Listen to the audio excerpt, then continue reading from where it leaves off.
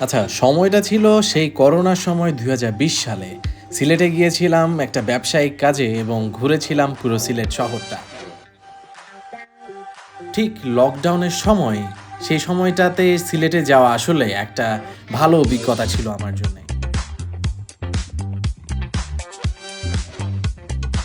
এবং সিলেট শহরে নেমে ফ্রেশ হয়ে লালন ভাইয়ের সাথে চলে গেছিলাম সে সময় ৫ ভাই রেস্টুরেন্টে এবং গিয়ে ইলিশ মাছের ডিমসহ ভর্তা এবং বিভিন্ন ধরনের আইটেম দিয়ে খেয়েছিলাম দুপুরের ভাত। সিলেটের বেশিরভাগ রিকশা এরকম কোমর ভাঙা এবং তার সাথে চলে যাচ্ছিলাম পাবলিক ট্রান্সপোর্টে করে আমার বিজনেসের কাজে এবং বানিয়ে ফেলেছিলাম একজন বন্ধু। কথা বলতে, বলতে চলে যাচ্ছিলাম হবিগঞ্জে। সেবার হবিগঞ্জ থেকে আসতে, আসতে বেজে গেছিল রাতে ১০টা ১১টা এবং চলে গেছিলাম তার পরের দিন পুরো সিলেট শহরটাকে ঘুরে, ঘুরে দেখতে।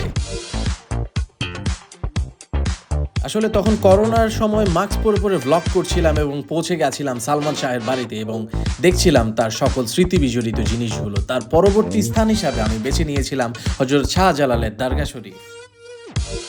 দরগাতে প্রবেশ করে মনে হচ্ছিল করোনা শুধু আমাকেই ধরেছিল, কারণ আমার মুখেই শুধু মাস্ক ছিল আর কারো মুখে মাস্ক ছিল না।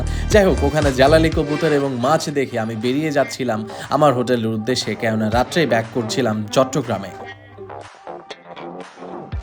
এই ট্রিপটা আমার জন্য অনেক বেশি স্মরণীয় ছিল, কারণ করোনার মধ্যে তখন আসা যাওয়া অনেক ভয়ের ছিল এবং বিভিন্ন ধরনের আতঙ্ক নিয়ে আসা যাওয়া করছিলাম। অ্যান্ড থ্যাংক ইউ আমার ভিডিওটা দেখার জন্য।